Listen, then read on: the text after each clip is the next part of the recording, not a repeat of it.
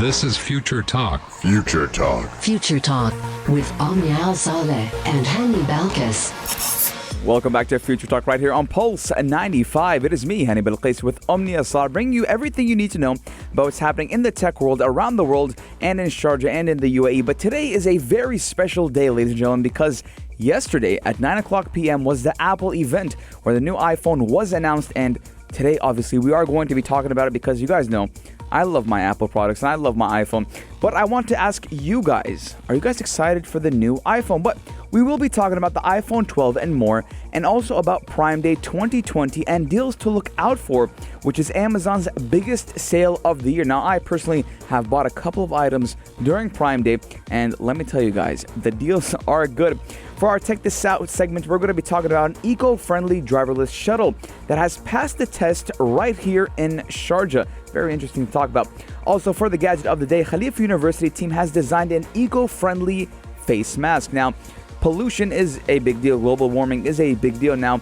With the exceeded use of the face mask, some people are throwing it away in the street. Some people are disposing it correctly. But we're having an eco-friendly face mask right now.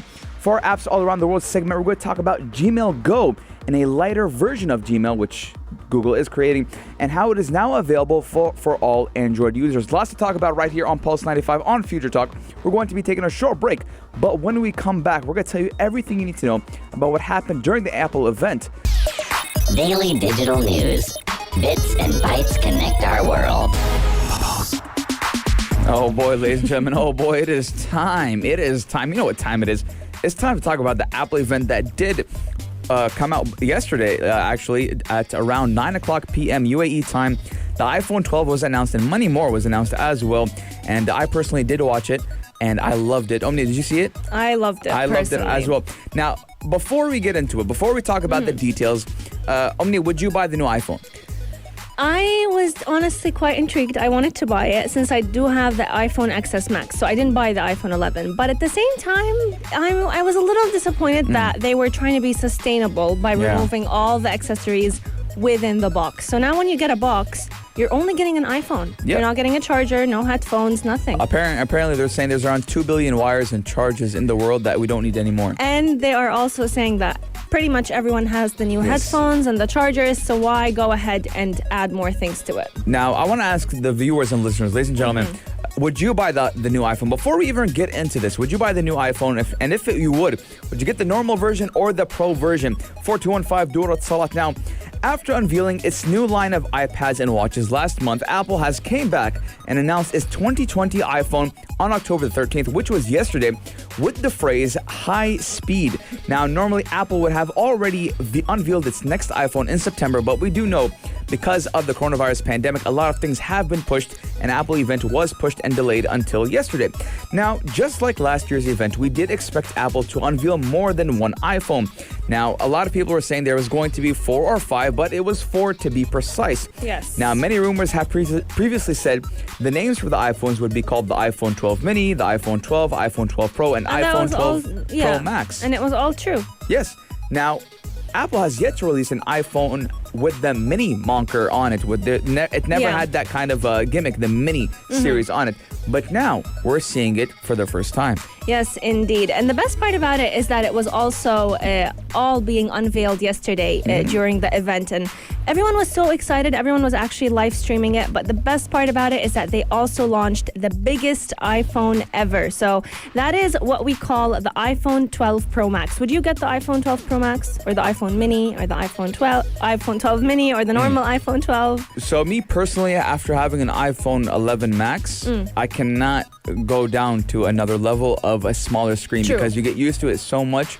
And if you touch any iPhone right now that is not your phone, it is not the Max version, you're gonna feel different. I agree with even you. your eyes, so they can stabilize on the text, is going to be very hard. I definitely agree with you on that one. But this new lineup of iPhones is actually the thinnest and lightest 5G smartphones in the market. So we're finally having 5G become a part of iPhones, and the best part about it is that it's also going to bring us a high number of connectivity, but without necessarily putting a huge load on the battery. So whenever the iPhone recognizes that, you know, the connection is great, you don't need 5G at the moment, it will turn off 5G connectivity so that you can also conserve your own battery.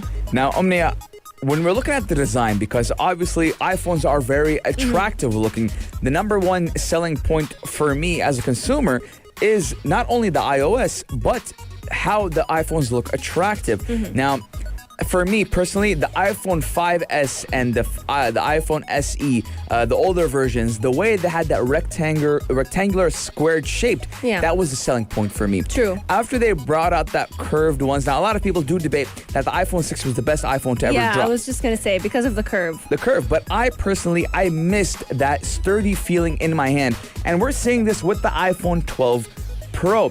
Now, what in your opinion, what do you like? You like the curved or you like the squared? I think I like the squared a bit more because it does look very sleek and elegant at the same time. But I do feel like their new innovation with the charging has definitely caught my eye, because we're no longer looking at, you know, plugging in your iPhone into the charger, but now literally having a very similar charger to the watch, to the Apple Watch. The MagSafe charger. Yes. So charging your iPhone. Omnia, you have a MagSafe on your laptop, correct? Yes. So see, with mine, I don't have a MagSafe.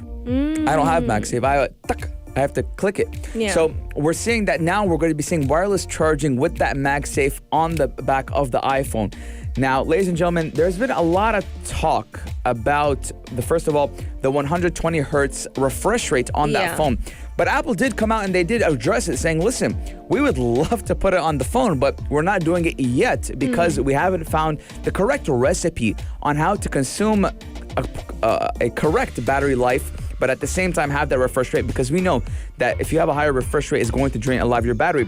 But in all of this, ladies and gentlemen, all of this, the number one talk of that hour or whatever of that night was why they removed the battery, the charger and the headphones.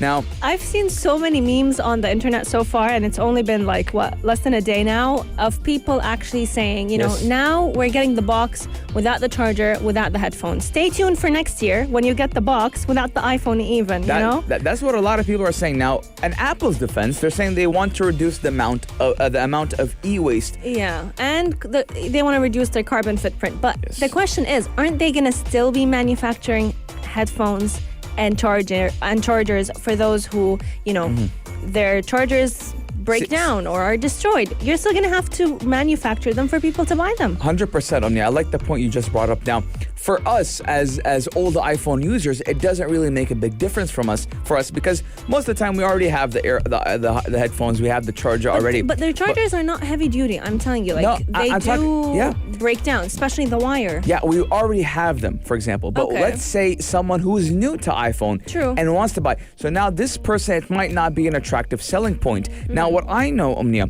is I think in the EU or New Zealand, that the cost of the charger and the headphone is going to be deducted from the price. Something around, or you're gonna get them for free. Something like that. There's a point that's happening in the EU because the EU actually is battling Apple big time. They're battling Apple big time, and even at one point last year, they were saying that, listen, to kind of manage e-waste and to battle global warming and pollution and the e-footprint, the carbon footprint, everyone needs to have that same charger. All phones need to have that USB, I think, C charger. All phones need to have it, and Apple was going back and forth with them.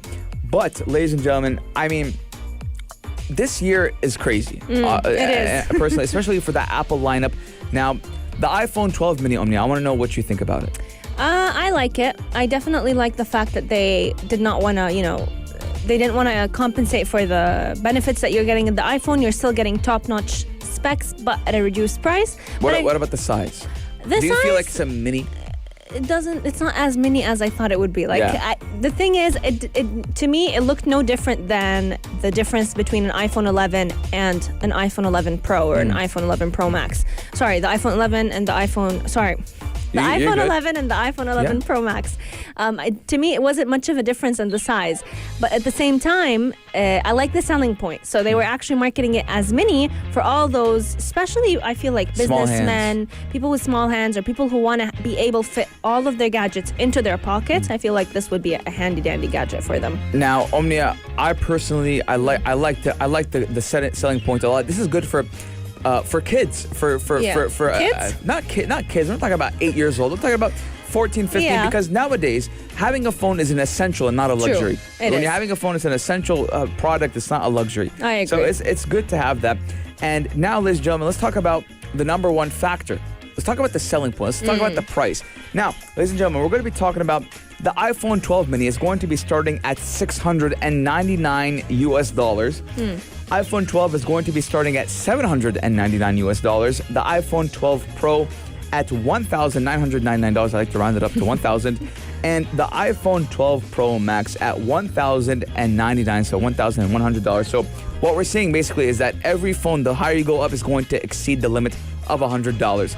Now, Omnia, if you had the choice right now, what would you buy? Pro Max. Pro Max. Because I like the big screen. Granted, That's I that. would buy the Pro Max as well. Yeah. Now, it's time to ask our lovely audience and viewers who are viewing on YouTube or who are Yes. listening in the car or wherever you are. 4215 Duracell, let us know which iPhone would you buy? The iPhone 12 mini, the iPhone 12, 12 Pro, or even 12 Pro Max? 4215 Duracell or on our Instagram at Pulse95 Radio. We're going to be taking a very short break. But when we come back, we got a lot in store for you guys. But you know what happens in the world, Omnia? What happens? Some people rise and some people, they fall. Check this out. Check this out. Pulse 95.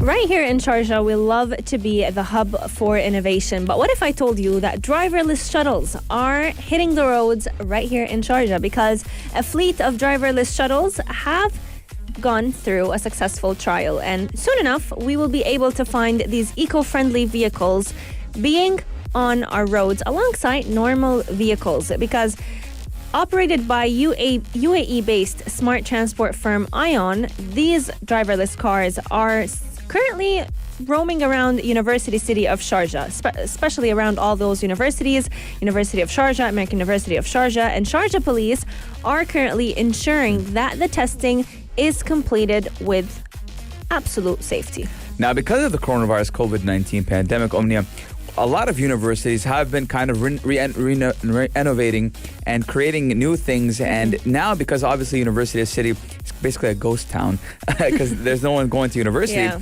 everyone is online. The schools are online, universities are online. So we're seeing that this is being implemented. Now, I like it. You know why, Omnia? First year of university, I used to take the bus. I used to commute with the bus. So I like it because I'll tell you why. I'm looking at the design. The design looks nice. Now, the trial was designed to assess the operational efficiency of the autonomous shuttles in a large area. Now, for those who haven't been to University City is huge. Now, the next generation of vehicles, which do take students between colleges, is equipped with 3D vision, environment recognition, automatic route navigation, sensors, and motion sensor doors. Now, these smart shuttles are emissions free. Now, and they're also wheelchair accessible and can carry up to 15 passengers.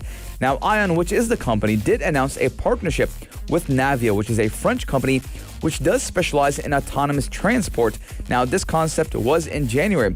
Now, I think... Now it's coming to life. Now it's coming to life. Now, the project is part of an effort by Ion to make the transport sector more sustainable.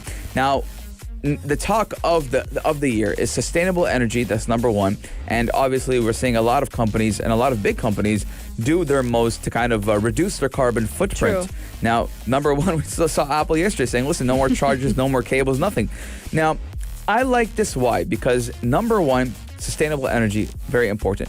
Number two, driverless. Yes. See, now, Omnia, we talk about AI a lot. Yesterday we talked about with Mohammed Zaraoni, the CEO of Beyond X. We were talking about how soon enough we'll have robots and AI that will change your oil, a robot barista. And now we're seeing a driverless shuttle. And it's all being implemented right here in Sharjah, by the way, ladies and gentlemen. So that is awesome. And on top of all of that, that is right next to the Sharjah, the Sharjah Innovation Park and Technology. Yes. So that's amazing. And, whenever we're talking about autonomous vehicles, the first thing that comes to mind is Tesla. But right here in Sharjah, we're even ahead of Tesla because these smart electric shuttles are definitely going to be reducing traffic that tends to happen in University City, especially as students return back to classes. But it's also going to be improving air quality. So currently, there will be happening a pilot trial with ION that's going to help students also get to experience these driverless shuttles. But don't worry, they're going to be safe. Police cars are going to be surrounding them to make sure that in case of any emergency, they will basically be able to intervene. Now, the project is part of an effort that is done by the company ION that is currently responsible for this project. And as you mentioned, Hani, they did start I think at the beginning of this year, but now we're seeing them hitting the roads. Now, this service of self-driving cars will be available in the Emirates for sure for people to go ahead and try it out by the end of the year. And then they're going to be serving the rest of the UAE and the rest of the Emirates for them to also get a glimpse of what these electrical vehicles can do. Now, this isn't the first time we've seen these vehicles being used. Now, ION's electric vehicles were used to take Sharjah Medical District doctors to home visits and coronavirus testing. Now, they were also used for medicine deliveries by the University Hospital of Sharjah. Now, nationwide, autonomous transport has been high on the agenda for years. Now, let's talk about statistics. The UAE was ranked 8th in KPMG's annual Autonomous Vehicles Readiness Index, which does performing well in technology infrastructure and the willingness of its people and government to embrace driverless cars. And Omnia, the UAE is continuing with this strategy of making 25% of transport autonomous by 2030. And this move did begin in 2016. So far, we're doing great for our 4-year mark. We're doing great. And I'm excited to see, maybe one day we're going to see driverless taxis. And it was being implemented. There was a little bit talk about it. We're already seeing smart taxis right here in the UAE as well. Absolutely. And we're also going to be soon enough seeing an electric car ride-hailing service that's going to be launched as well in Sharjah. So there's a lot coming in the pipeline for autonomous vehicles as well as green vehicles, since this is what we like to call electrical vehicles, since they do reduce air pollution and improve air quality. Let us know. Would you be excited to ride in a driverless shuttle, or would you be a little bit wary of any accidents happening? It's like when I graduated from university, all of a sudden, all the happened. Even Omnia in the university I was in, Omnia, they renovated everything. They had the new student center, everything, and they had bought 10 restaurants.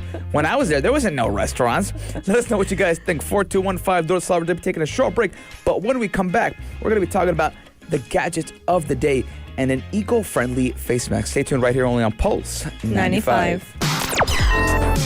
Gadget of the day. New tech you might want to play with. Pulse 95. This is a gadget that you will not want to play with, but you will be happy to use, especially during the COVID-19 pandemic, as many of us use their face masks and then throw them away right after that use. Unless you're using reusable face masks and washing them frequently, because today we're talking all about an invention coming right from the UAE. Khalifa University, a group of students have designed an eco-friendly face mask that can be reused and that does not harm the planet. Now, what makes this face mask very special is the way it has been designed makes sure that you're not compensating sustainability for the benefit of the mask. So a lot of the times whenever we find reusable masks, they don't necessarily have all the right filters that allow them to protect us from contracting the COVID-19 virus. Yes, now we've been seeing a lot of use with masks and gloves. Now, earlier this year, there was a kind of shortage in the EU and around the world, actually, of face masks, and how a lot of companies didn't think that one day the whole world will be using face masks. And we did see the use of reusable face masks to kind of combat the use of the single-use face mask. Now, the proliferation of such disposable personal protective equipment has raised major concerns about the environmental toll created. Now, actually, Omni, I've seen pictures online in the States and in the EU that people were throwing masks away on the street, which, number one, that is not sanitized at all. There's no sanitation. And number two, it's ruining the environment. Now, a team at the Khalifa University saw this problem and said, listen, let's combat it. So the Khalifa University in Abu Dhabi does have the answer now. Researchers there have developed a prototype of biodegradable, environmentally friendly face mask with nanofibers that will have a strong antimicrobial properties. Now, Omnia, I love the word antimicrobial. I know, and I love the name of the mask as well. It's called Nava Mask, and it can be reused several times before you go ahead and get rid of it. Now, we've seen microbial technology actually become very widespread, especially during the COVID-19 pandemic. And for those of you who don't know, microbial technology is basically using certain fabric, certain material that can disinfect itself. So you won't have to constantly, use sanitization to disinfect the piece of clothing or even the piece of furniture that has this form of material on it. But this innovation, not only does it reflect how creative students right here in the UAE have been, but it also shows how we can use technology to solve an issue that we are facing in our day-to-day life. Now, it seems like technology has been the solution for everything lately. I mean, it is. I love technology. Maybe that's why we host a future show, a technology show, Omnium. But, let's talk about The filter. The filter. Now, the project was the result of a collaboration between Khalifa University and the University of Salerno in Italy. Now, the filter does aim to provide effective protection and avoid skin irritation, which is very important. Yes. A lot of people were complaining about acne, Maskne. maskne. Oh, it's called maskne. Yeah. Wow, I didn't know that. It's the acne you get from wearing the mask for long hours every day, or even not changing it frequently enough. Omni, I want to ask you a question. Yeah. Oh, wait. Okay, never mind. What is it? Because I put the mask behind my ears. Yeah, and your ears? My ears hurt. They hurt. The long periods of time, especially when I'm in the gym. I'll be wearing the mask the whole time. My ears would hurt so bad. Now, I want to know if people had that problem as well. A lot of people have had it. Sometimes I have elephant ears. Like my ears after, look, the camera's looking, I have like that. They'll flap out. You know, it's interesting that you mentioned this because I came across a social media post that was saying how the next generation is evolving from the stuff that we're going through nowadays. So the next generation may not have wisdom teeth, and I feel like the next generation may also have protruding ears from how often we've been wearing face masks nowadays. It's so uncomfortable. But let's go back and talk about the filter now. It does have a strong antimicrobial properties that does remove, listen to this, ladies and gentlemen, 99% of bacterias. Now, the next step is starting the second phase of the design, which does aim to improve the mask even more. Now, I'm still using single-use masks. Face masks. And let's go back and talk about how there is it won't irritate the face. Yeah. Now, I know a lot of people actually have been talking about masking, as you said, rashes on the face. I personally have had, after I have a shave, my face would be so irritated and itchy because of the face mask. So, and unfortunately, because of such a high demand of face masks, a lot of companies are creating not top quality face masks. There's a lot of like let's say for example, they may look aesthetically nice, yes, but they're not serving the health purpose that they're being used to. So let's say for example, Omnia's masks company creates 1,000 masks, and I'm saying you're doing good, but you're not kind of fulfilling the orders. So I'll make Omnia mask company and try to sell it at the same time, but it's not the same quality. Yeah. And we're seeing a lot, and thankfully right here in the UAE, they are combating the people and the companies that are doing it. Amazon as well was combating those companies that were or the sellers that were selling not the top quality masks, which did result in rashes, and a lot of people actually developed skin conditions because of the mask and had to result to a clothy like mask. There was a time where I'm saying masks that lots of cloth masks are out on the market. And you can clean them and reuse them. Wash them up. Let us know what you guys like. Do you guys like to use a one-time mask or reusable masks, cloth masks, or even 3D printed masks? Which one of those are your go-to face masks? Send in your thoughts at Pulse 95 Radio on Instagram or text us in at 4215.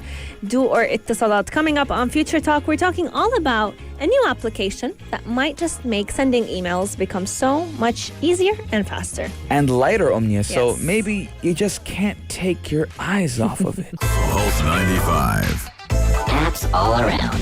What's worth a click and download? Pulse 95. What's worth a click and download now? Ladies and gentlemen, we're talking about an app which comes straight out of The Google. The Google. Now, Gmail. The Gmail. Now, Gmail Go is a lighter version of Gmail, which is now available to all Android users. Now, Google apps are cool, and I love them personally, but they can get a little bit bloated. And what we mean about bloated, they can have a little bit of stress. They can stress the phone a little bit. Yeah, and they can be very crowded at the same time. You know, they will suck up your resources like no other. They will take. Yes. They'll put a huge toll on the battery as well. And when people talk about Google sucking up resources, they're talking about Google Chrome. Now, I personally, when I need to be efficient on my computer, I don't use Google Chrome because it takes so much of the RAM. But it is typically manageable on powerful devices. But if you have an entry-level smartphone, it's probably struggling to keep up. So Google has launched a Go version of some popular apps for precisely this reason. But some of them are only available for Android Go devices. However, we have noticed that Gmail Go has quietly been made available to all Android devices. Yes, indeed. Gmail Go looks pretty much like the regular Gmail with very minor design differences. So the app's frame rate has been capped, so that means it may not be as fluid as we would expect the normal Gmail app to be. However, it does reduce the toll it takes on the battery. So we're also looking at a lot of features being introduced to this application that haven't been introduced to the normal Gmail. So that includes having Google Meet integrated within the app itself, but that has got to be my favorite feature so far, since having the ability to chat with someone, to be on a call on Google Meet, but at the same time be able to send an email within the call itself is pretty cool, especially for those who are working remotely. Now, the way the app is described on the Android or the Google Play Store doesn't say much about these differences, except the fact that it points out that Gmail Go is just like the normal Gmail app that we have known and that we have loved. It's just a little lighter and a lot faster. Now, when I was using an Android back in, I think it's 2012, 2013, it was an it was called HCT or HTC? HTC. HTC. It was an HTC is the university, the college. Now, HTC, I used it, and it was an entry-level smartphone. Yeah. And I did have Google Gmail on it, and I had a couple of apps on it. And I could feel that whenever I had Gmail running in the background or any app running in the background, I would feel my phone get a little bit heat up, and it would start to become slow and drain the battery life. Now, back in 2012, now obviously we're not at that same technology level we are right now at during this time and day. So Google said, listen, okay, we'll make it lighter because a lot of people do have entry-level Android phones, Android devices. Now, a lot of people don't realize that, but so many, I don't know the exact numbers, but Android Go devices, there's so many in the world, and a lot of people don't want that top-of-the-line phone. They just want something to get them through their day. And when I talk about those type of people, those are, number one, let's say the older generation, the elderly, who don't use social media that much, who probably only need it for reading emails or texting or getting in touch or even calling. Now, it's funny that when we talk about phones, we kind of... it's the last on the list last now. thing on the list now is talk about using a phone to call. Now, Omni, when's the last time you called someone? No, pretty recently. I actually hate texting. You hate texting? I'd rather call and get it done. Now for when me, was the last time for you? Last time I had if it's a phone call, I think it was like a month ago. God, like a phone call like to catch up with a friend. Catch up with a friend, like a month ago. You know, it's crazy that you mentioned this because recently there has been this movement about people quitting social media for detox, like for life. No, I'm not talking about just a month, a week worth of not using social media apps. I'm talking about people deciding to completely go off social media. And one of them actually is, if I'm not mistaken, one of the founders of Instagram decided to completely quit social media platforms. And the reason behind that is because he wanted to put quality time whenever he wanted to catch up with friends and loved ones. Now I know a personal friend of mine. I've known him ever since I was in 8th grade. He just started, I think 2 days ago, a 30-day detox of social media. Deleted everything. But see, including WhatsApp. Keeping WhatsApp. But see, this is why I've been very intrigued, because a lot of people actually don't consider WhatsApp as a social media platform. Exactly, because now it's a messaging. It's a messaging app that it's a mandatory. It's not a luxury. It's a necessity. So I mean, talking to family. If you delete WhatsApp, it's like you're disconnecting. From the world. So I know this guy, he's doing the same thing. I know a couple of people, and a lot of motivational speakers would tell you the first thing to do in the morning is not look at your phone. Don't look at your phone. So hard to do, but it's hard to do. I'll tell you why. Because your phone, first of all, it tells the time. You want to know if something important has came up and you have to check on it. But then that also impacts the way I feel like the rest of your day goes. Because whatever you feed your mind at the beginning of the day is what it's going to keep thinking of for the rest of the day. So if you're going to start it at with bad news or with feeling rushed, then that's basically going to be the rhythm of the rest of your day. So I mean, technology has benefited us in a huge way. I mean, there's no the pros are less than the cons, but are more than the cons. Are more than the cons. Now, there's a UFC fighter that goes by the name of Jorge Masvidal. Okay, this man, I think he was doing fine in the UFC. He was doing fine in the fighting. Yeah. And he decided one day to cut off everything. He cut it off for 1.5 years or 2 years. He cut off social media, everything. And he comes back into the real world, the life. Okay, he went on an island, an excluded island. He did what he had to do, and he said he found himself again.